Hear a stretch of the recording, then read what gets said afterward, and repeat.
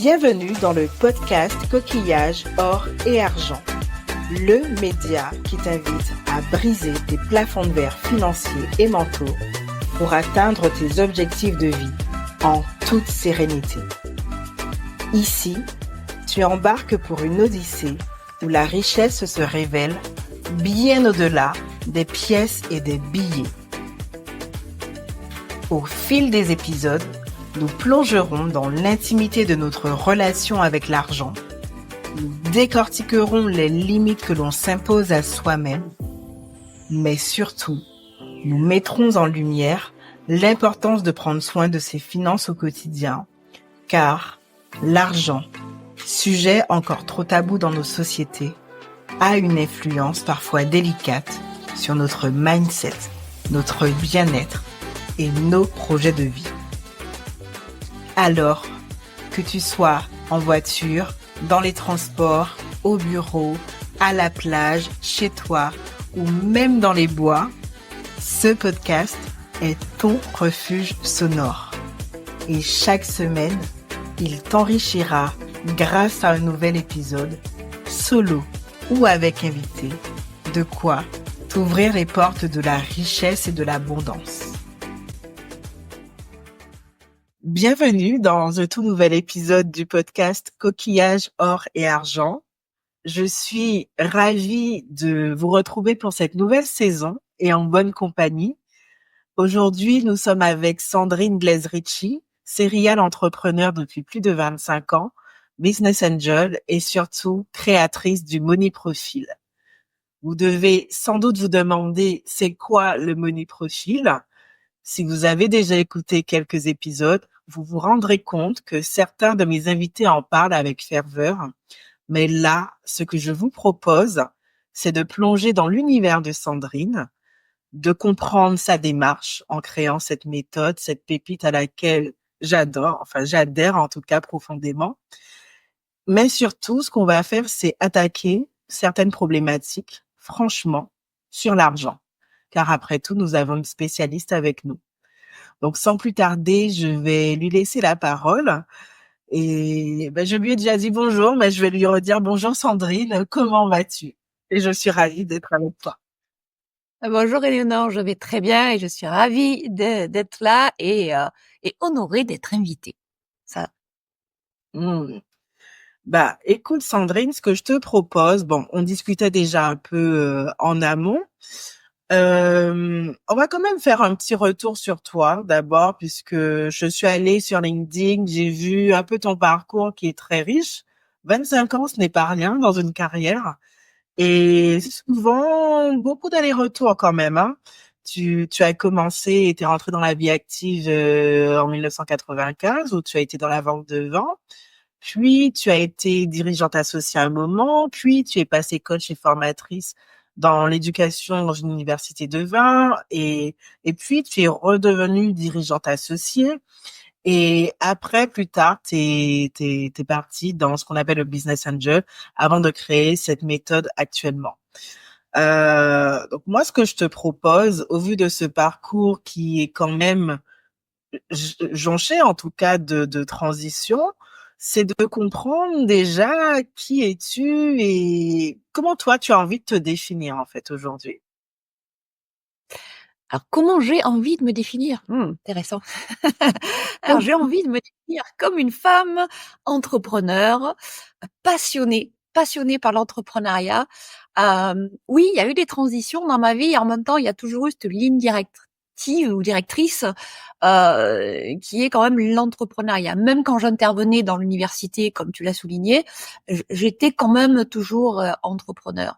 Et dans le même temps, j'ai aussi accompagné des personnes dans ce cursus qui étaient elles-mêmes en transition professionnelle. Tu vois, donc voilà, je me définis comme une femme qui est passionnée par ce qu'elle fait, par l'être humain, parce que j'ai découvert le coaching en 2004 et que j'ai plongé à bras le corps, mais vraiment avec le corps, dans le coaching. Alors le coaching, c'est quelque chose d'assez simple en soi. C'est même si le mot pourrait paraître un peu barbare ou parfois mal connu. C'est avant tout la découverte de soi. et pour pouvoir accompagner d'autres personnes vers leurs objectifs.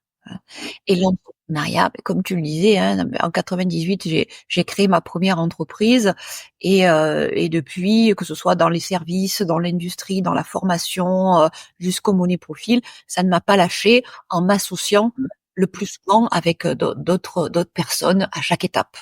Hein. Donc voilà qui je suis. Et je crois que s'il y a deux mots, c'est, je dis toujours, passionné de l'être humain et passionné de l'entrepreneuriat, ou l'inverse, je ne sais pas dans quel ordre les mettre, mais ils Mhm. sont intrinsèquement liés, ce qui explique certainement la naissance du Money Profil d'ailleurs. Mm. Mais comment tu as eu cette fibre en fait? Est-ce que si on fait un retour en enfance, est-ce que dans ta famille, tes parents étaient des entrepreneurs? Qu'est-ce qui t'a donné envie de te diriger vers cette voie-là quand on sait que il y a 25 ans, la sécurité se trouvait dans le fonctionnariat, par exemple, ou dans le CDI? Pourquoi avoir choisi cette voie? Alors, tu sais, très souvent on dit, il y a un fil dans la vie qui te mène à. Est-ce que réellement je me suis dit: «Je choisis d'être indépendante»? Tu sais quoi? Je crois que l'idée ne m'a jamais effleurée. En fait, c'est qu'il y avait une logique dans ma vie. Une Mmh. logique de circonstances et puis, tu sais, il y a 25 ans de ça, l'entrepreneuriat, c'était pas un mot courant dans notre vocabulaire. Mais pas du tout, tu vois? C'est-à-dire que, le jour où j'ai créé l'entreprise, j'ai changé de statut, ça véritablement, j'avais plus une thune, mais alors j'avais le statut, une espèce d'admiration là derrière et moi je me disais: «Oh, je découvrais en fait», tu vois? Et le gros avantage, je pense, véritablement, qui a été une vraie ressource pour moi, c'est que j'ai eu des parents qui m'ont, soutenue, tu vois? Et toujours été présents sur le fait que tout était à peu près possible, hein, et que moi j'avais pas de limite. Du coup, c'est quelque chose que j'ai intégré chez moi. Pourquoi s'arrêter? À quoi s'arrêter d'ailleurs? Qu'est-ce qui pouvait m'arrêter? La peur de manquer, certainement pas, puisque j'ai une maman qui est née, voilà, on pourra peut-être en parler sans faire trop de psycho, mais c'est vrai que ça marque même, une enfance. Depuis que je suis née, j'entends que je ne manquerai de rien dans ma vie et que tout m'est possible.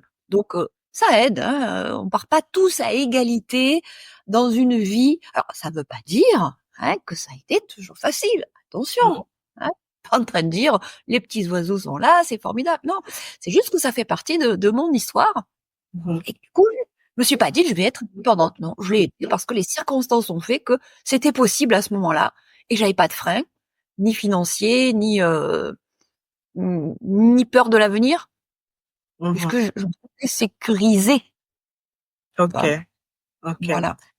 Et dans ta famille, est-ce que vous parliez quand même d'argent ou pas du tout? Ah Parce que oui, vous manquez de rien? alors si, on en parlait parce que, moi j'ai un souvenir, je crois que j'étais en première année d'école primaire, quelque chose comme ça. J'étais pas très, très vieille, tu vois? Heu, Ma maman nous avait pris avec ma sœur, un jour en nous disant: «Bon les filles, je vais vous expliquer maintenant, ce qu'est la vie, gagner de l'argent ou pas». Elle nous avait pris un cahier, tu vois? Un cahier à carreaux, je me souviens, et elle avait écrit toutes les dépenses du ménage, tu vois? Et les revenus en face. Et très, très tôt, heu, peut-être que j'exagère en me disant, je sais plus, en tout cas, j'étais pas grande.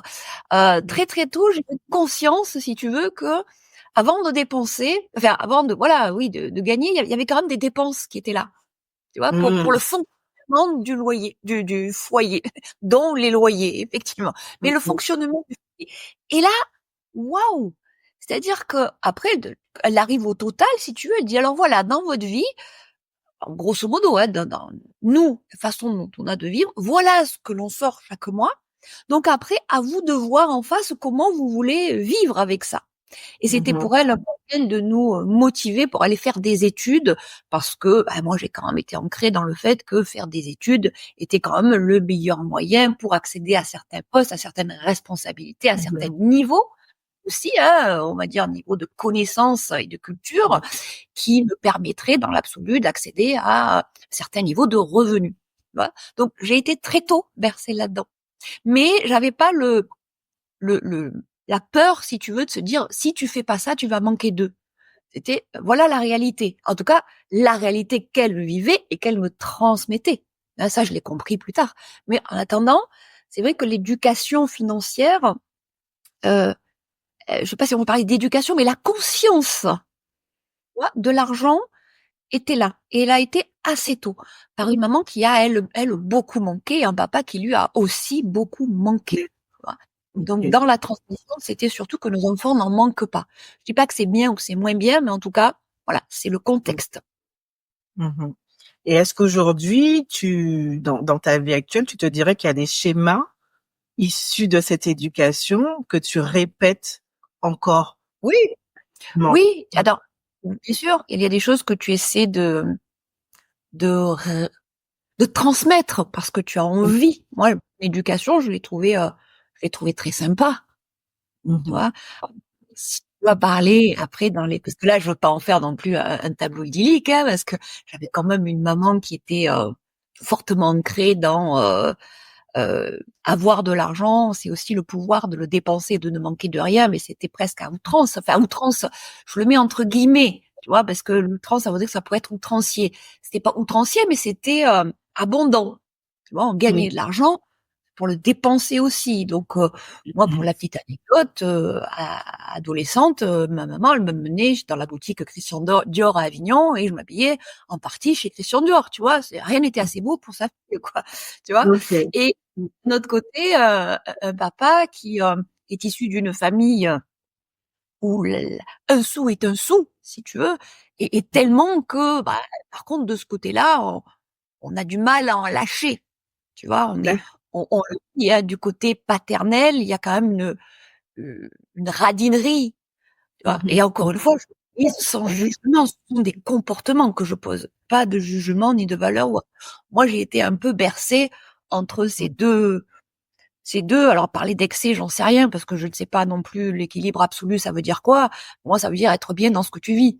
Donc après, moi, j'ai été bercée entre les deux, donc j'ai aussi été amenée à être dans mes montagnes russes, c'est-à-dire à parfois aller voir dépenser, ça, parfois me dire, oh, c'est pas bien, la culpabilité, tu vois, d'avoir dépensé, elle était là. Et ça, c'est un héritage que j'ai eu, et auprès de mes enfants, ben, j'essaie de transmettre, mais comme on le sait, hein, il y a un livre qui dit la mère parfaite est une vraie connasse, pardon de l'expression.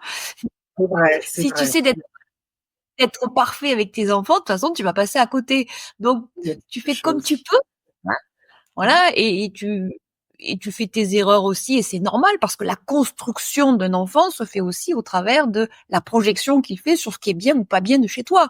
Donc, ce sont aussi ses choix, hein. Donc oui, Mhm.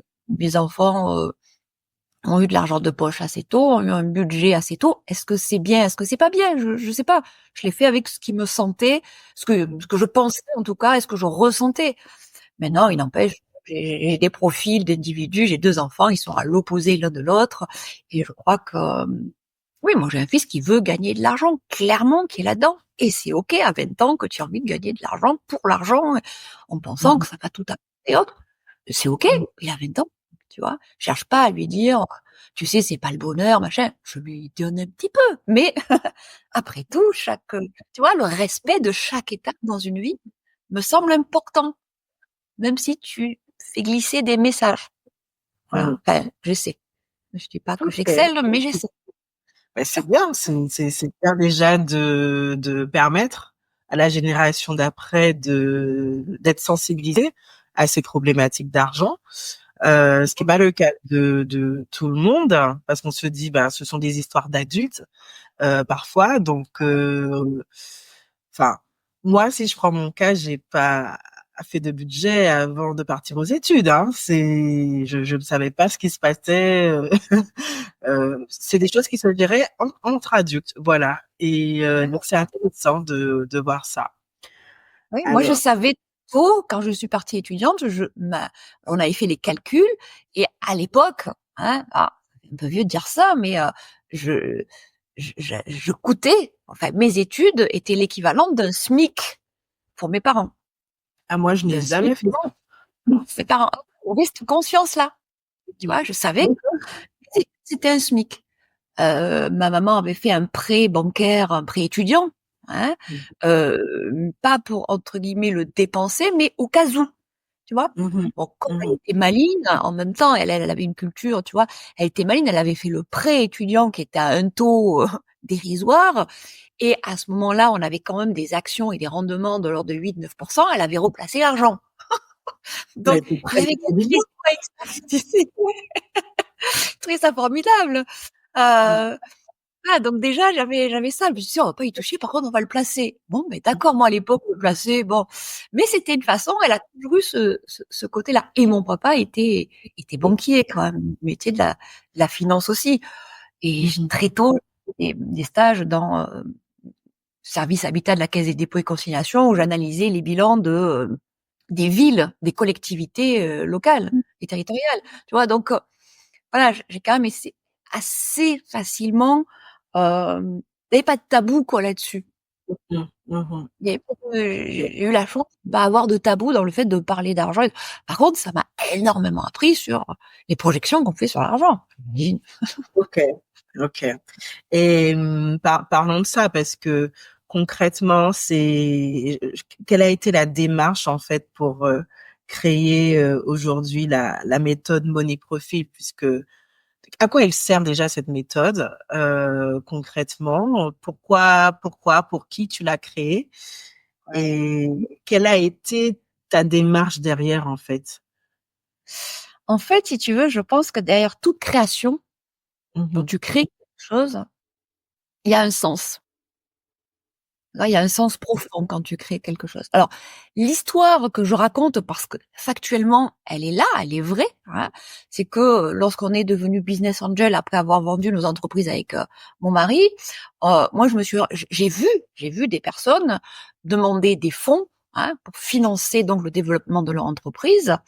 Et je voyais des personnes qui sous-estimaient leurs besoins ou d'autres qui surestimaient les besoins. C'est-à-dire que soit on allait demander beaucoup d'argent il y avait ni rentabilité, ni projet, ni rien. Bon, je grossis, hein, mais voilà, c'était ça. Ben, tu vas demander de l'argent, mais pourquoi faire?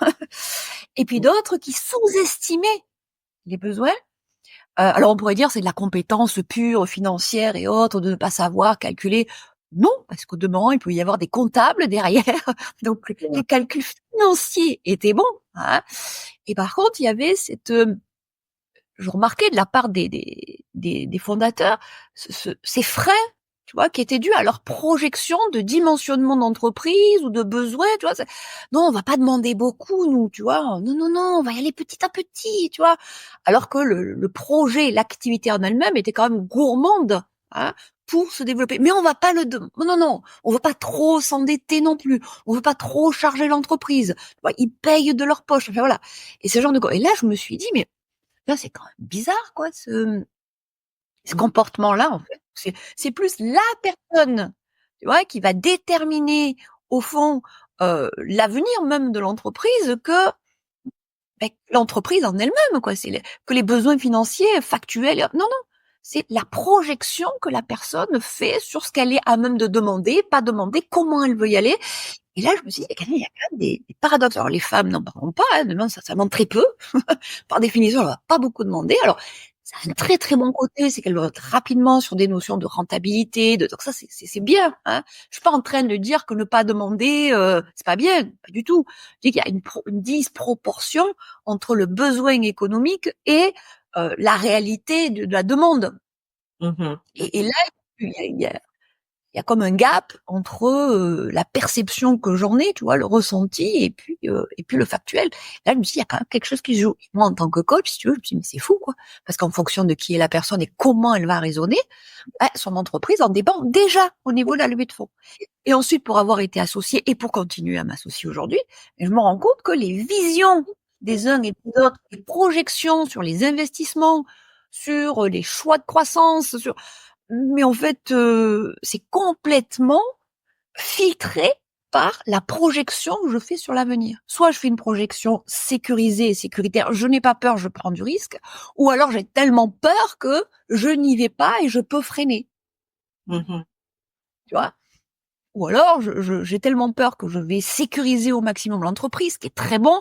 Au demeurant, je prendrai pas assez de risques, tu vois, de l'autre côté. Et il peut y avoir tous les cas de figure.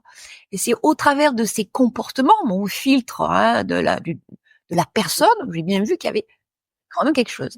Et puis ça, bon, ça c'est le côté entrepreneur, c'est très factuel.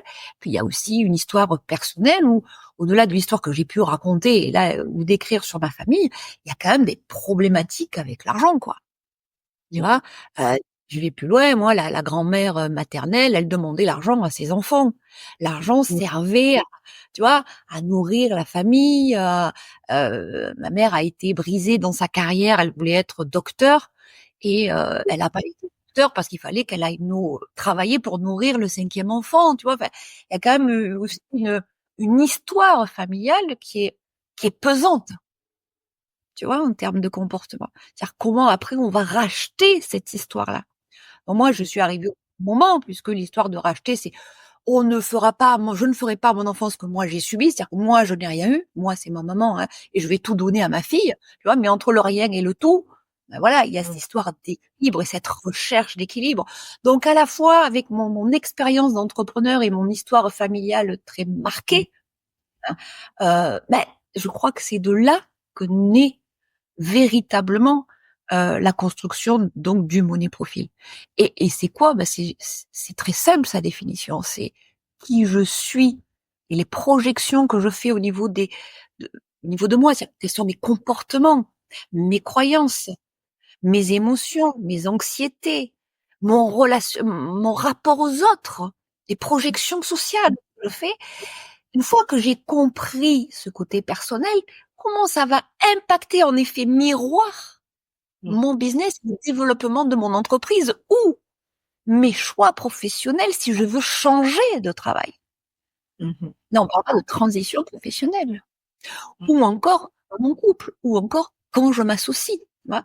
Donc partir de la personne, regarder en effet miroir l'impact que ça a sur mes choix professionnels, que ce soit entrepreneur, transition, couple ou autre, ça a été le fondement en fait d'un constat. Je suis partie d'un constat et l'idée du money profil en lui-même, ça a été ça en fait. Et quelque part, il y a pas de hasard. On part d'un côté business. Oh, j'arrive pas à faire mes prix. Bon ben, qu'est-ce qui va bloquer chez toi qui fait que tu n'arrives pas à valoriser tes prix? Tu vois? Mmh. J'arrive pas à changer de boulot alors que je rêverais de devenir indépendant. D'abord, devenir indépendant n'est pas un objectif en soi. Tu vois? C'est aller chercher qu'est-ce qu'il y a derrière ça qui va Mmh. m'intéresser. Et ce qui t'empêche, c'est souvent la projection que tu vas faire sur l'argent, mais l'argent en soi, entre guillemets, c'est un prétexte, hein, Mmh. c'est un filtre pour aller chercher les peurs et aussi les ressources qui se cachent derrière ça, Mmh. hein. Donc voilà. Et comme lorsque je l'ai créé, ben j'avais pas il y avait beaucoup de personnes qui parlaient d'éducation financière, de rapport à l'argent un petit peu, mais pas beaucoup. Mais surtout au niveau finances personnelles, tu vois? Mais au niveau de l'entrepreneuriat, au niveau du management, au niveau de la transition pro, tu vois? Il y avait pas. Et Non, donc l'outil, en fait, il me paraissait évident de le créer pour mesurer. Tu sais, j'ai un côté, ouais, j'ai pragmatique. toujours la tête dans les étoiles, mais les pieds sur terre. Et en même temps, voilà, l'objectif, c'était de mesurer, hein, les changements qu'on pouvait opérer en allant s'intéresser à cette question-là. Mmh. D'où l'idée de OK. mettre en place un experiment où tu mesures avant de quel état tu pars au travers d'un diagnostic et où tu arrives à arriver à la fin d'un accompagnement, comment tu vas mesurer tes changements grâce à des curseurs visuels qui vont mesurer où tu as changé, comment tu as changé. Voilà. Tu vois, à la fois une préoccupation personnelle et puis toujours la casquette d'entrepreneur qui dit, moi, j'aime bien aussi avoir les résultats, tu vois, et les voir. Je suis là et je pense que ça, c'est mon côté, factuel. J'ai toujours les pieds sur terre, très ancrés. Et je trouvais qu'en coaching, ça n'existait pas beaucoup. On est souvent sur des concepts, hein. Et là, ça me permettait de le poser et ça me permet de le poser. Voilà. Donc, le money profil est né comme ça. Et puis, il y a un autre élément déterminant aussi, c'est que à ce moment-là, au moment où j'ai l'idée, on est aussi en train d'investir dans une société de diagnostic industriel, qui fait du diagnostic industriel issu du lean, en fait. Et là, je vois l'optimisation industrielle, quoi. Tu vois, je vois l'optimisation du industrielle. Et là, dans mon cerveau, j'adore, tu sais, j'adore créer des liens, j'adore. Waouh. Et là, c'est mon mari qui me dit, oula, il y a peut-être quelque chose à faire avec le money profil, tu vois, parce que pour faire un diagnostic, j'étais partie d'un Excel. C'était bien, j'avais des jolis camemberts, mais là, on allait affiner le diagnostic avec des données, de la data très précise, pouvoir faire des éléments croisés d'analyse. Là, ça me plaisait beaucoup. Et là, on est passé d'un accompagnement sur la base mesurée d'un tableur Excel avec une vraie application aujourd'hui, avec une solution propriétaire où on est à la fois dans un outil visuel et aussi dans un outil d'accompagnement avec mise en place d'actions, visualisation des actions, livrables. Moi, j'ai adhéré, hein, parce que à titre personnel, déjà pour transformer ma propre relation à l'argent, et après à titre professionnel, je vois ce que ça peut apporter aux autres. Mais c'est vrai que moi qui m'intéressais déjà au sujet d'argent par le biais justement de l'éducation financière, et je dirais même il y a peut-être 5-6 ans, j'étais dans les schémas de liberté financière à 40 ans, prendre sa retraite anticipée, etc. J'ai commencé par là en fait à m'intéresser beaucoup plus à l'argent.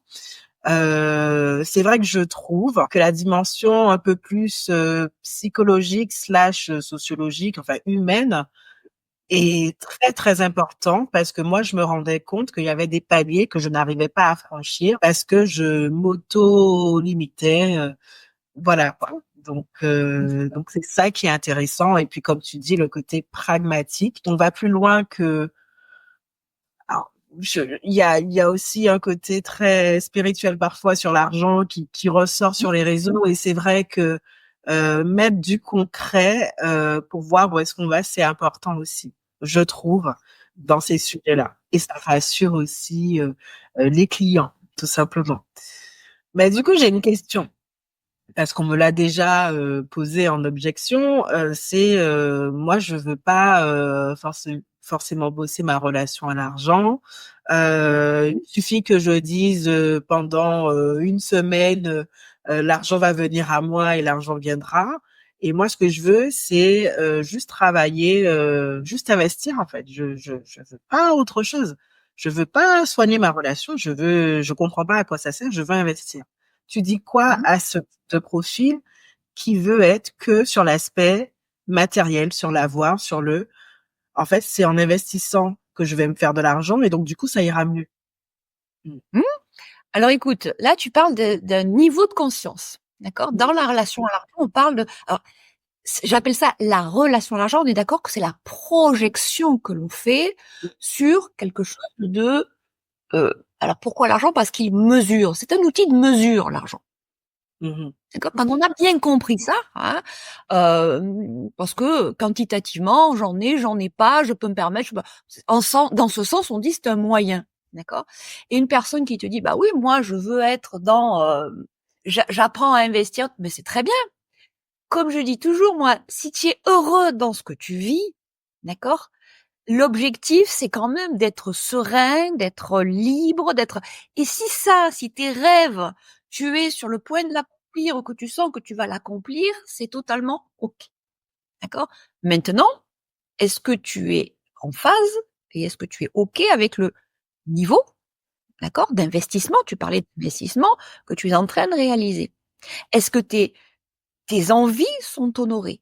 Ou au contraire, est-ce que parfois tu vis des frustrations?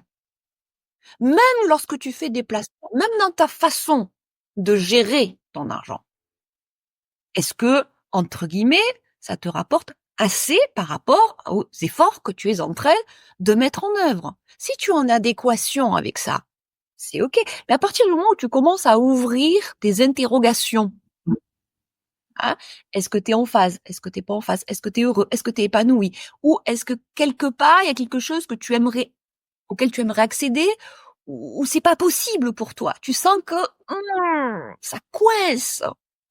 Et là, tu amènes la personne dans une réflexion. Mmh. C'est où que ça coince, en fait? Oui, mais c'est parce que j'investis mal. OK. Et qu'est-ce qui fait que tu vas mal investir ou pas investir au bon endroit? Maintenant, une personne qui te dit: «Écoute, moi de 100 €, j'en sors, 5, 6 000, 10 000 dans les 6 mois, voire je quintuple, bon, ben, c'est très bien. Après, on a un autre niveau de conscience qui acquis souvent un peu plus tard. C'est-à-dire des personnes qui sont en capacité de générer de l'argent. Par contre, qui vont se poser la question du sens. Au final, je sais faire l'argent. Je sais en faire. Ça, c'est OK. Mais pour en faire quoi? C'est quoi est-ce que je suis plus heureux en sachant faire ça? Est-ce que j'ai pas autre chose à aller chercher? Et là, je peux en parler, hein, parce que, il y a plusieurs accompagnements, plusieurs bonnets profils qui ont été renouvelés, hein, et des personnes qui dans un premier temps ont fait leur monnaie profil pour savoir générer de l'argent, en fait, tu vois, pour briser leur plafond de verre, pour apprendre à valoriser, pour apprendre à défusionner de leur activité à partir du moment où elles arrêtent de stratégie de sabotage. C'est OK, ça fonctionne. Mais elles arrivent à un palier ou à un stade, c'est OK, ben maintenant j'ai compris que je pouvais en faire. J'ai compris que je sais faire. Mais tu sais quoi? OK, ça c'est fait. Mais c'est pas ça que je veux. Et là, on va monter. Alors quand je dis monter, parce que je fais toujours référence à une pyramide de deals, tu vois, on va monter au niveau identitaire, au niveau spirituel, au niveau. OK, mais je fais ça pourquoi? C'est quoi le sens? Tu vois? Et souvent on dit, on parle, moi je vois les articles, c'est pas l'argent qui compte, c'est ce qu'on en fait, c'est notre mission. Oui, c'est très bien. Maintenant, on demande à quelqu'un de 20, 30 ans, c'est quoi ta mission de vie? Il dit, oh, bah, écoute, pour l'instant, c'est gagner de l'argent. Ou qu'à 50 ans, tu veux sur le point d'aller en gagner, qu'elle n'a jamais gagné, et qui sent que, bah, elle n'est pas encore à ce niveau-là, même si on sème la graine. Tu vois? On n'est pas tous au même niveau, ce que j'appelle des niveaux de conscience. Je sais pas si l'expression est claire pour tout le monde, mais chacun en est à son stade de besoin, d'envie, et c'est OK avec ça. Tu vois? Et est-ce que ce Donc, stade est relié à, je sais pas, la pyramide de Maslow ou ce genre de choses ou pas? oui, bah, plus les besoins honorés, au plus tu montes. Alors, moi, Maslow, OK sur les besoins, je préfère Diels parce que elle me parle plus. C'est-à-dire au niveau environnement, quand je suis OK, à l'aise et je suis en phase dans l'environnement dans lequel je vis, bah, dans l'absolu, ça va mieux pour moi. D'accord? Si j'ai pas d'abord résolu certains problèmes environnementaux de ma vie de tous les jours, hein, je parle pas de l'environnement écologique, quoique, c'est souvent très relié. Hein, mais si je suis bien dans mon environnement, je peux aller m'intéresser à d'autres choses. Je peux aller regarder mes comportements, je peux aller regarder mes croyances, je peux aller regarder, tu vois, et ainsi de suite, qui je suis, et ma mission de vie. Hein. Et pour certaines personnes, avec un autre degré d'évolution, j'appelle ça d'évolution, hein, on est à un stade où, bon, écoute, Sandrine, j'ai fait de l'argent, je sais en faire, j'ai pas de problème pour en avoir. OK. Et par contre, je me pose la question de c'est quoi le sens? Et parfois, j'ai eu des personnes curieuses qui sont venues faire leur monnaie profil, qui m'ont dit, bon, écoute, je suis curieuse quand même de savoir ce qui se cache là derrière. En fait, il y en a une qui m'a dit, mais c'est la plus grosse claque que j'ai pris de ma vie. OK. D'accord? Sur une personne qui, alors, après, les notions de quantité d'argent, de richesse sont plutôt relatives, mais on va dire que dans le cas de notre société, qui est plutôt dans le haut du panier et qui vit de façon aisée, voilà, tu vois, qui est pas au SMIC, quoi, on va dire. Donc là, elle était plutôt en développement personnel, se dire, bon, OK, moi, je sais en générer, on voyage tout le temps, on a 2 maisons, on est OK, mais qu'est-ce qui se cache là derrière? Elle me dit: «Mais c'est la plus grosse claque que j'ai pris», parce qu'elle a trouvé tu sais, des fois, l'avoir ne donne pas toujours le sens aux choses. Voilà. Mais avoir est peut-être aussi un passage obligé pour accéder à d'autres choses. Et c'est là où il n'y a pas de débat, vrai ou faux débat, l'argent, c'est pas une fin, c'est un moyen. Chaque chose en son temps. Apportons beaucoup de douceur là-dedans, n'essayons pas d'opposer entre ceux qui veulent avoir et ceux qui veulent être. Pour moi, ça fait partie d'une évolution, tu vois. Souvent, on dit, je peux être parce que j'ai, j'ai eu, tu vois. Et Maslow le montre bien. Tu Oui, vois? Les c'est primaires, vrai. secondaires, c'est même parce que tu montes ça que tu peux accéder et c'est juste le respect de là où on est chacun. C'est pour ça qu'il y a quand je dis dans la relation à l'argent, il y a pas de jugement possible, il y a que des niveaux, de conscience, encore une fois, qui évoluent et avec l'expérience et parfois liés aussi à l'âge. Mais voilà, c'est OK, hein. Il y a pas d'opposition à avoir entre être ou avoir et c'est Mais pas parce qu'on a non, vas-y. pourtant, désolée de te couper, mais moi j'ai l'impression que cette opposition être ou avoir, elle est Mmh. aussi liée à une tradition, enfin en fonction des pays bien évidemment, mais judéo-chrétienne pour nous en France, où l'éducation religieuse, même si on a été athée, hein, je tiens à le dire, mais c'est ancré en toute la société, nous a dit que c'était mal d'avoir, en fait. Donc, du coup, vaut mieux, si on veut aller au paradis, pour celles et ceux qui croient à ça, ben il faut plutôt être pauvre ou ne pas avoir beaucoup ou être humble face à la richesse. Voilà, c'est peut-être ça le mot, être humble face à la richesse. Mm. Ouais, oui, là, c'est intéressant ce que tu soulignes, le paradoxe dans lequel on, Mhm. oui, on pourrait vivre, hein. Collectivement, on vit dans une société, bon, je vais parler en France, hein, dans lequel effectivement on nous a inculqué, hein, et inconsciemment, là je parle même de transgénérationnel ou d'inconscient collectif, hein, que le fait d'avoir c'est pas bien. Si je prends un raccourci, par contre le fait d'être c'est beaucoup mieux. Ok, bah non, il n'y a pas l'un qui est mieux que l'autre. À partir du moment où tu es bien, c'est ok. Juste à savoir comment tu es bien. Et si être bien t'empêche d'avoir, là, c'est pas ok parce qu'en fait, tu n'es pas bien, tu vois. Là, c'est tout ça, c'est une question de vocabulaire et de grammaire au fond, tu vois. C'est dire mais comment je suis bien. Moi, j'ai eu la chance de ouais, de rencontrer tous les niveaux sociaux parce que dans ma famille, dans mes amis, il y a de tout. Et moi, j'ai rencontré je peux te raconter l'anecdote, hein, une personne qui est très proche de moi, hein, qui est très heureuse, qui a gagné toute sa vie 1 500 €, qui a jamais dépassé les 1 500 € de sa vie, et qui un jour touche un héritage. Et le jour où elle touche l'héritage, elle me dit, mais tu sais, Sandrine, je t'appelle parce que je sais pas comment faire. Quand j'ai reçu le chèque, j'ai cru qu'il y avait une erreur du nombre de zéros sur le chèque, tu vois.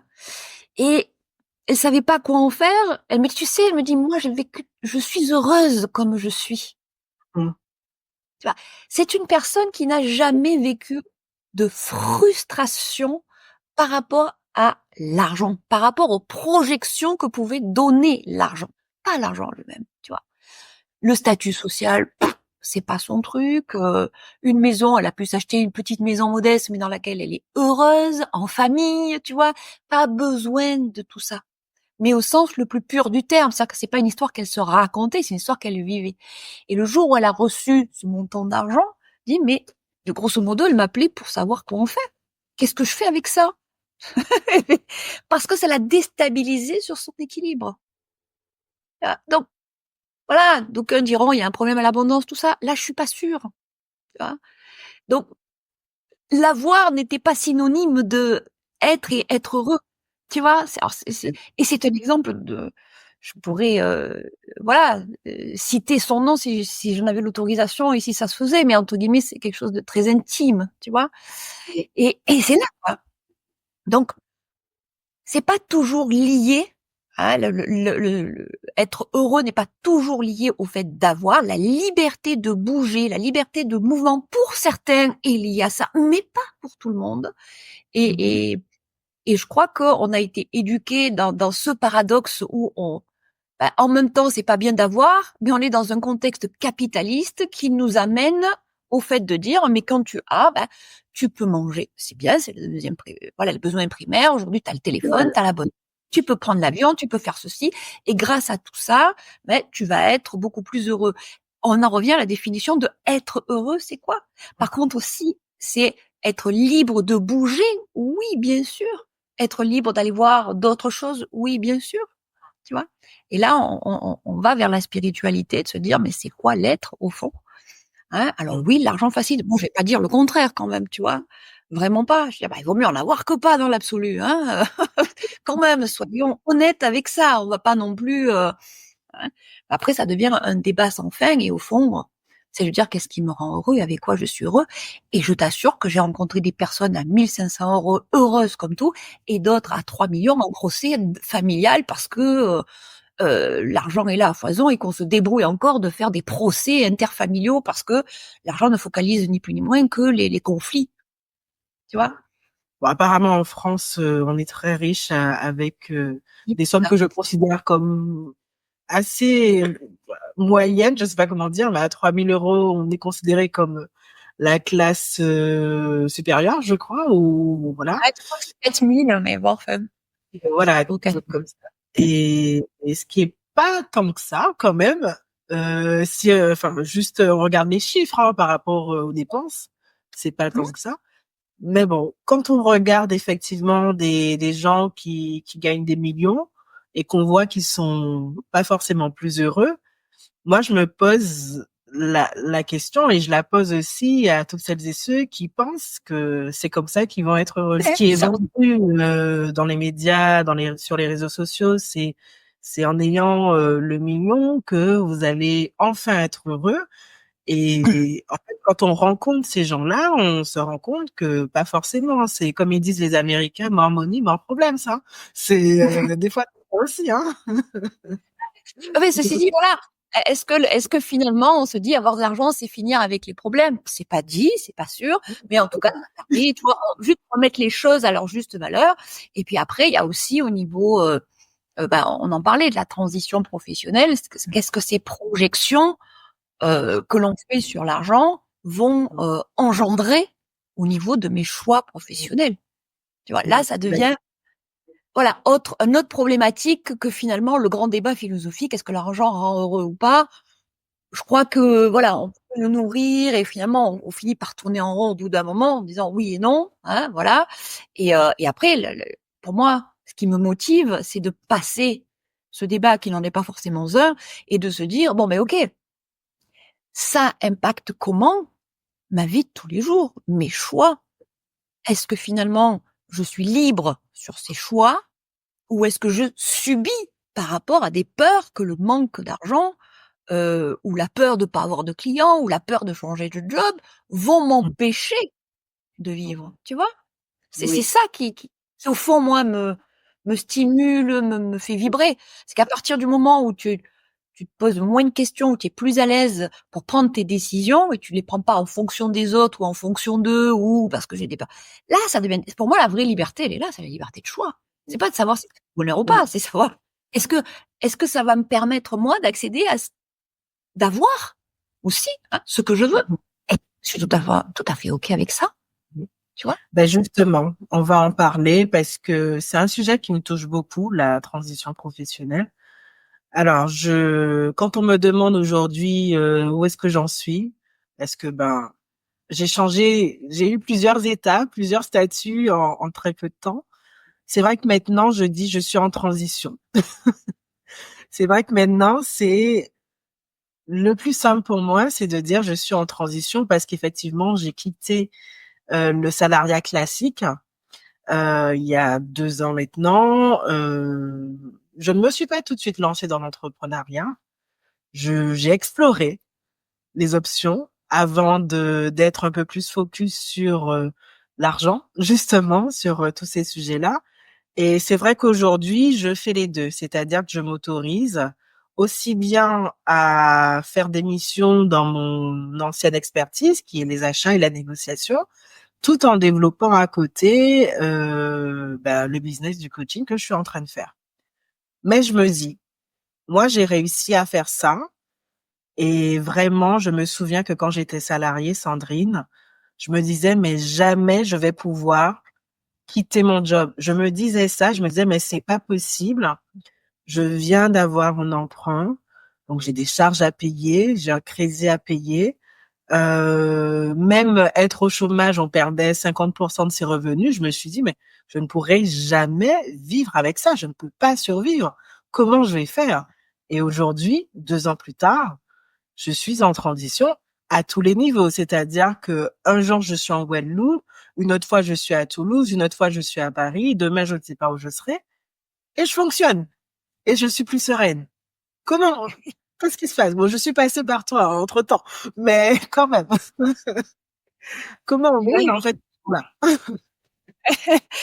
Tu sais quoi? Tu serais presque mieux placé que moi pour en parler, puisque tu l'as vécu, tu vois? En fait, Mmh. c'est souvent ça, hein, et tu avais envie, bon, qu'on échange parce que voilà, tu l'as vécu dans tes tripes. C'est-à-dire, tu quand même passé et on va dire que les personnes qui sont dans ton cas de figure, au démarrage, on a un job, on est, installé, on a des crédits à la hauteur de ses revenus, hein, puisque on peut s'endetter à hauteur de un tiers. Enfin voilà, on peut faire des choses, mais on sait que de toute façon, les entrées d'argent sont là et que les sorties sont plus ou moins proportionnelles et que quoi qu'il arrive, à la fin du mois, le salaire va tomber. Donc là, on est dans un cocon sécuritaire, hein, et j'allais dire, l'image du cocon, tu sais, c'est vraiment ça, quoi. On est entouré, on est enveloppé par ça. Et puis très souvent, le cocon, il est construit depuis longtemps dans un milieu familial, culturel, voilà. Hein. C'est la sécurité avant tout. C'est la valeur de la famille. J'allais dire, avant de parler de valeur, c'est même le besoin de la famille, être en sécurité. C'est-à-dire que ce qui prime dans la vie, c'est être en sécurité. D'accord? On est dans la société de la peur quand même. Hein. Quand on entend ce qui se passe autour, même en communication, le moteur humain, c'est quand même la peur. On est tenu par la peur. Hein. Et ça, bien sûr, on l'a assez bien. Mais c'est assez vrai. Et là, c'est encore une fois, c'est la peur qui empêche d'eux. Donc, c'est de la regarder et dire, bon, ok, est-ce que je suis bien? Est-ce que je suis, encore une fois, est-ce que je suis en phase et heureux avec ce que je vis actuellement? La Covid a fait aussi que beaucoup de personnes se sont rendues compte qu'ils n'étaient pas du tout heureux là-dedans. Tu vois, c'était wow, le changement, il y a quand même eu un changement majeur une prise de conscience à ce niveau en disant mais au final je me pose là et puis je me rends compte que je suis pas heureux. C'est-à-dire que ce système sécuritaire, ben c'est pas le mien, c'est celui que j'ai hérité.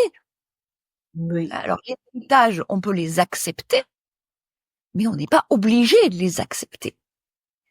Et c'est là où ça devient intéressant, c'est de se poser la question, est-ce que je suis heureux dans l'héritage?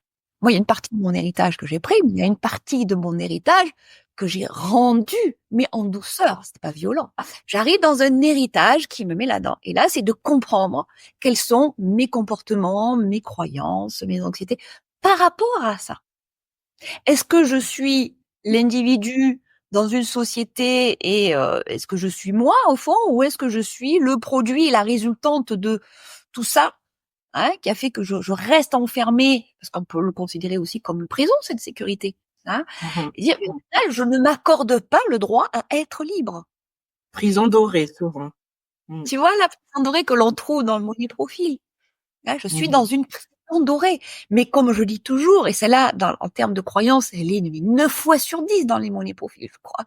Parce que, oui, quand il y a le mot prison, certes, il y a doré, mais il y a surtout le mot prison. Et si on se considère dans une prison, tu vois, c'est le premier niveau de prise de conscience que ça ne me convient pas. Et ça commence par là.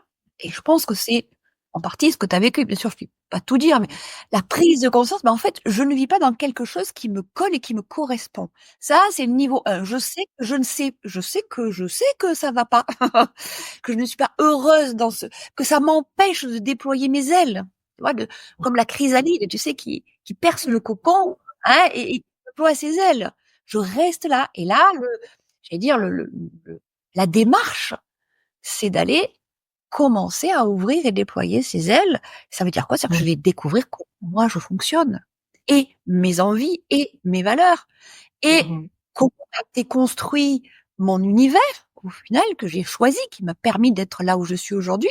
Mais qu'est-ce qui m'appartient, qu'est-ce qui ne m'appartient pas et comment je vais construire l'avenir, c'est-à-dire ma liberté, quelle qu'elle soit. C'est pas la liberté, c'est ma liberté.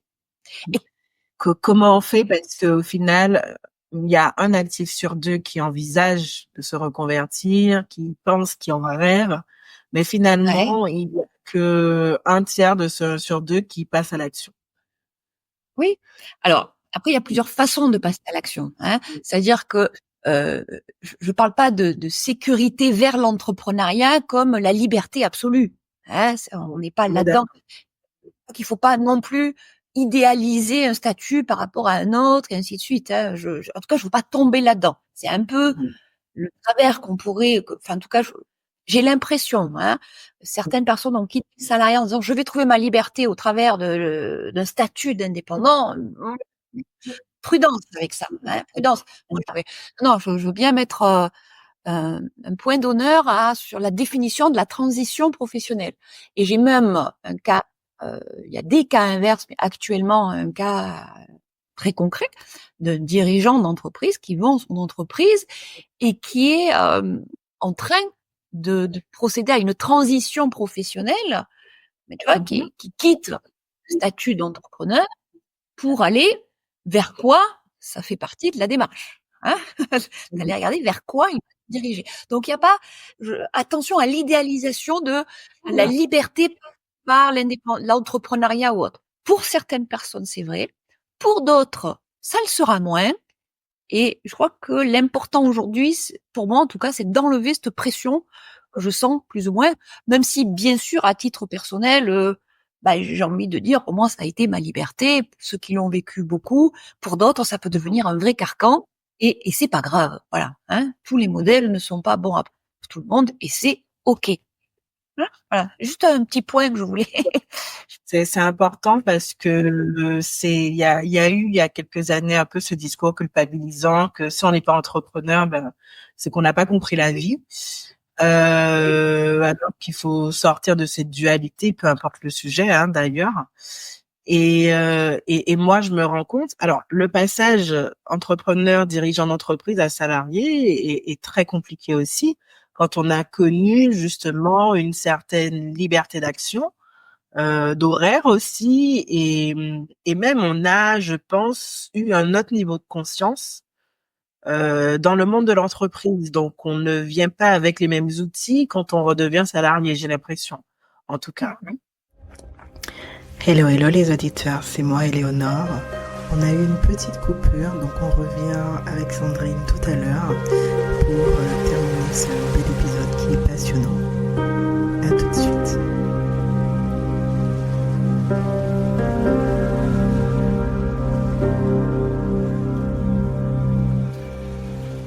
Hello, hello Sandrine, nous voici de retour.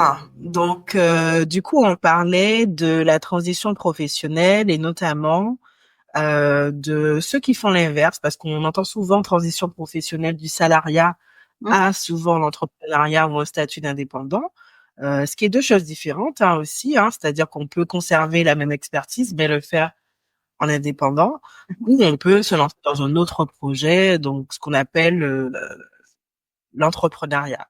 Mais il y a aussi les transitions inverses, c'est-à-dire ceux qui sont déjà dirigeants d'entreprise et qui, un jour, décident de retourner salarié. Ça doit pas être très évident, j'ai l'impression, et en même temps, je vois que ça peut apporter beaucoup d'avantages à une entreprise, d'être avec quelqu'un qui a déjà monté une entreprise. Qu'est-ce que tu en penses?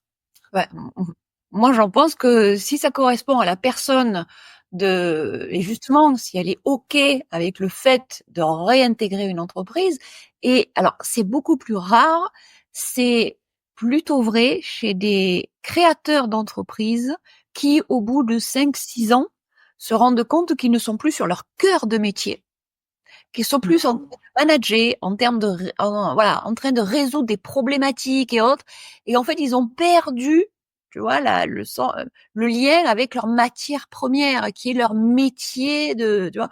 Et du coup, se rendent compte que, eux, passer leur vie à résoudre, tu vois, des relations entre salariés, le lien avec l'administration, c'est pas leur truc, tu vois, l'approvisionnement. Ils disent, bon, en fait, j'arrive dans d'autres types de missions qui ne correspondent pas à ce qui, moi, me fait vibrer.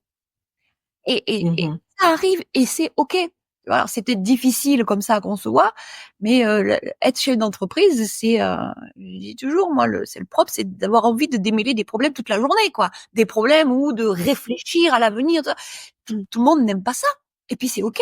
Tu vois. Donc, voilà, revenir à un cœur de métier comme la boulangerie, comme même dans l'informatique, revenir à de l'installation réseau, parce qu'au fond, c'est ça qu'on aimait faire. Voilà, je parle de cas concrets. Hein. Donc voilà, ce sont aussi des cas de figure, tu vois, possibles. Et je dirais que la peur, elle est pas moindre dans un sens que dans un autre. Et c'est toujours cette fameuse peur de pas y arriver, peur où ça ne se fait pas, où je vais perdre ma sécurité financière. Voilà, après, ça peut se comprendre, hein, la peur de la sécurité financière. Et je dis toujours, quand on fait une transition professionnelle, on travaille le mindset, on travaille le ressenti, et en même temps, on travaille aussi le factuel, hein, c'est-à-dire aussi de quoi, dans quelle mesure je ne me mets pas en danger. Tu vois, on dit il y a le risqué et voilà, être conscient de la prise de risque et le gap ou la limite, quoi, c'est à quel moment je passe le palier du danger. Et cette perception Mhm. du risque et du danger, elle peut être intéressante à regarder et à poser factuellement. Parce que des fois, on regarde et je dis, bon, mais en fait, je risque rien. C'est la projection que j'ai faite qui me fait risquer, qui me donne des peurs. Mais factuellement, c'est OK, tu vois. Et ça passe parce qu'il peut y avoir un conjoint, parce que après il y a la peur. Oui, mais alors si le conjoint, tu sais, quand on veut changer de job, ben, c'est le conjoint qui va supporter pendant un moment, hein, et est-ce que c'est validé? Donc là, on est aussi dans la communication du couple, la relation à l'argent, elle va toucher à tous les membres de la famille, hein, les enfants, mais aussi la famille. Et qu'est-ce qu'on fait en termes de choix? Est-ce qu'on va vendre une maison? Mhm. On est prêt à non, on la vend pas, mais on prend le relais. Quelles vont être les positions de vie prises par l'un et par l'autre? Est-ce que parce que je perds de l'argent, pour le coup, je sens que je perds du pouvoir dans la famille. Pour le coup, je vais plus oser m'acheter. Il y a des conséquences comme ça. Et en fait, c'est de la construction mentale, hein, parce que bon, c'est tout à fait se mettre d'accord sur le fait de dire, il y en a un qui va supporter pendant un certain temps. Ça aussi, on peut en parler. Et puis, si ce temps est dépassé, quelles vont être les décisions prises ensemble? Là, je vois dans les couples, hein. Moi, je veux dire, j'ai 90% de mes profils où la question du couple, on arrive pour une question entrepreneuriale et c'est la question du couple qui prend le dessus, hein. C'est pas anodin. Ok. Oui, peut-être pas 90, mais oui, à un moment donné, c'est abordé, hein. La Ok. pression, Ouais. mais que ce soit homme ou femme, hein. L'homme qui Oui. beaucoup gagne moins, tu vois, c'est une perte de puissance, quoi, hein, quelque part. Avoir de l'argent, c'est aussi avoir le pouvoir. Euh, Mhm. Pas anodin, ça non plus. Oui, il y a beaucoup de sujets sous-jacents à l'argent qui sont beaucoup plus Mhm. non que l'argent en lui-même. L'argent en lui-même, c'est d'un ennui, pour moi, monumental, mais ce qui se cache derrière est phénoménal. Parce que tu touches à tout, au relationnel, à la communication, à la place de l'un, à la place de l'autre. Et tu retrouves les Mhm. mêmes schémas quand tu t'associes, quand tu changes de job, tu vois, c'est riche, c'est extrêmement riche. Peut-être que je m'égare, là. Dis-moi. En fait, on peut venir faire son money profil, soit pour soi-disant parce qu'on a envie de d'augmenter son chiffre d'affaires, hein, je veux dire problématique classique, on veut plus de clients, et en Hein? fait, on se retrouve à parler de son couple, et on se rend compte que le problème, il est entre guillemets plus dans la sphère intime que sur l'aspect business où on a déjà toutes les clés. Ça peut être ça en fait. Ça peut être ça, ça peut être ça. C'est souvent une combinaison des 2, hein, et très souvent, on se rend compte que, par exemple, briser un plafond de verre, ça n'est pas qu'une question de choix économique ou stratégique. Mhm. C'est Mhm. aussi et beaucoup, à quel niveau moi, je me projette ou pas, tu vois? Mhm. Et à quel niveau je Ok. suis prête à investir ou pas, hein? Là, on a investi dans un projet qui s'appelle Latitude, tu sais, qui envoie des transports c'est-à-dire non pas dans l'univers, mais dans l'atmosphère. On est sur des levées de fonds à des millions d'euros. Mais on s'en fout le nombre de zéros, c'est juste que le projet en lui-même, il demande ces investissements-là, tu vois. C'est vrai que ça fait des zéros à n'en plus finir quand tu lis les montants. Mais pas ça l'intérêt. L'intérêt, c'est la finalité. Voilà, on va envoyer des fusées dans l'espace. Ça n'a pas le même besoin Oui. qu'un boulot. Tu vois ce que je veux dire? Et le jeune qui a fait ça, il s'est pas dit, mon Dieu, je vais demander tous ces millions là et c'est pas possible. Non, il a dit, moi, je veux ça et derrière, ça suit. Tu vois. Euh, Mhm. et ça donne pas pour moi plus de valeur à la personne qui a fait ça. Il est certes un peu plus gonflé que certains y croient en ses rêves. Moi, le projet qui crée sa boîte et qui est heureux, voilà, et qui fait même une levée parce qu'il veut faire de l'expansion franchise, c'est OK. Ou qui veut rester, Mhm. quel que soit son dimensionnement d'ailleurs. Tu vois. Voilà. Ok. Ok. Ok. Hum, Hmm. Sandrine, on va arriver oui. fin du podcast, Oui. mais je voudrais quand même savoir, est-ce qu'il y a un sujet qui te tient à cœur que tu n'as pas pu aborder et que tu aimerais développer avant que je te pose les questions finales? Tu sais quoi? Il y en a tellement de sujets, moi, qui me bottent. Tu as compris, tu me branches. Je suis passionnée, donc non, je crois que en tout cas, dans la façon dont Ouais. on a abordé le sujet, bah, j'ai essayé d'ouvrir Ouais. à discuter à un esprit peut-être voilà, qui est pas: «Je veux faire plus d'argent» ou «Je veux multiplier par 3 mon CA» ou «Je veux gagner 10 000 € par mois» ou je crois qu'on ça peut se poser à un moment donné, mais que ça n'est pas foncièrement ma gamme là aujourd'hui, quoi. C'est pas ce vers quoi, pour moi, c'est une conséquence tout ça, d'une prise de conscience successive. Et l'objectif final, c'est surtout être bien dans ce qu'on vit, hein, être heureux dans ce qu'on est en train de vivre. Je dis pas que c'est facile, hein. Je dis que c'est plus intéressant, absolu que, en tout cas pour moi, je pense pour les personnes qui viennent vers moi et bosser avec moi. Tu vois. Voilà. Ok. Ben, du coup, je vais te poser les questions bonus. Vas-y. Alors, la première, que représente l'argent pour toi? En un L'argent mot. pour moi, alors, c'est pas l'argent, hein, c'est à partir du moment où on a compris les projections sur l'argent, c'est l'accès à une liberté d'esprit, à une spiritualité certaine. Parce qu'on s'est défait de certaines choses qui ne nous appartiennent pas, voilà. Et on a fait ce choix pour nous. Voilà. C'est ça. Alors, as-tu toujours ou as-tu déjà eu des peurs financières? Oh, bah, bien sûr.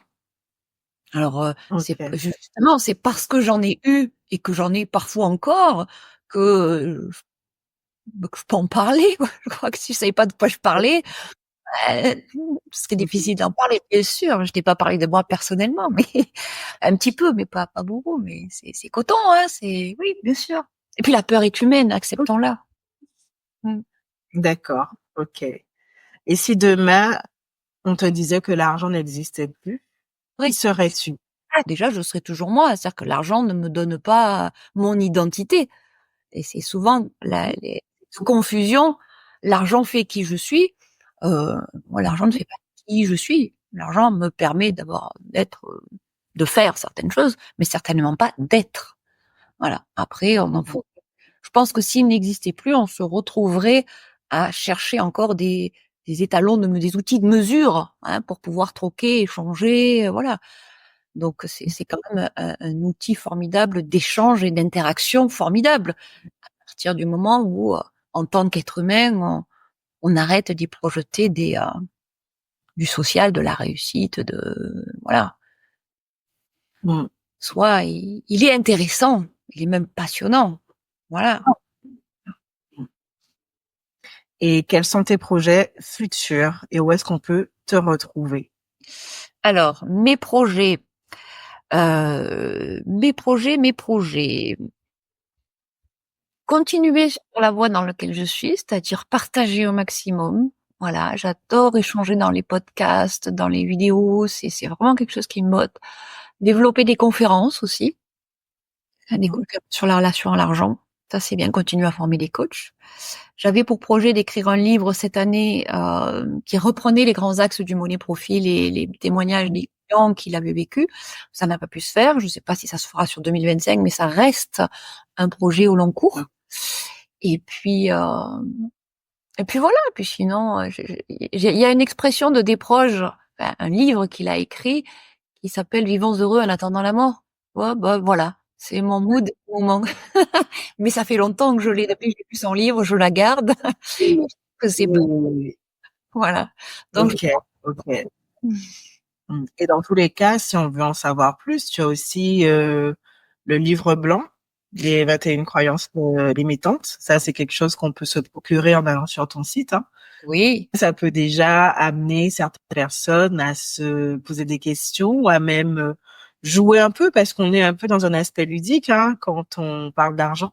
Oui. Donc voilà, c'est aussi une manière de travailler, de transformer en douceur sa relation. Ouais. Et d'ailleurs, j'ai ouvert, le livre blanc est ouvert à tout le monde, bien sûr, qui souhaite le télécharger. Il y a même des vidéos qui suivent, hein, quand on a téléchargé. Au départ, on croit qu'on a le livre, mais en fait, il y a un test, il y a des exercices, et puis après, il y a des vidéos aussi de partage. C'est un premier. Et puis là, j'ai ouvert la possibilité de tester un échantillon du Money Profil pour les personnes qui souhaitent découvrir leur comportement, mais surtout qui se posent un certain nombre de questions, surtout sur l'utilité, hein, pour eux, le bénéfice d'aller regarder leur relation à l'argent, savoir si ça vaut le coup, si ça a une valeur pour eux d'aller regarder ce qui se cache derrière, est-ce que ça les empêche peut-être de réaliser. Voilà. Donc il y a aussi le test, et puis je suis sur LinkedIn. Sandrine, vous avez Oui. voilà, essentiellement, j'y dormais à une époque, j'y dors moins aujourd'hui, mais je suis Très active, on adore. active sur LinkedIn, voilà. Et puis il y a tous les coachs certifiés Money Profil aussi, ou en cours de certification, hein, qui sont voilà, aussi au service de toutes les personnes qui souhaitent aborder de façon posée, mesurée leur relation à l'argent et surtout avoir des résultats. Voilà. Oui, tout à fait, tout à fait.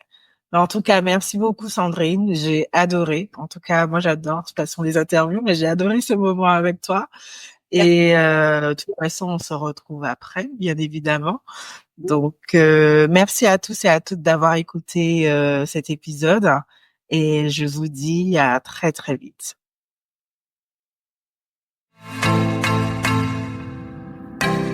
Et voilà, l'épisode du jour est terminé. J'espère vraiment que cela t'a plu.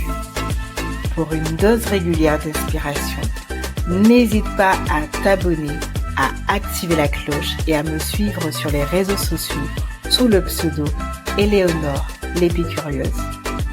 Et surtout, pense à mettre 5 étoiles d'honneur pour que ton podcast vibre durablement et fasse écho au-delà des frontières.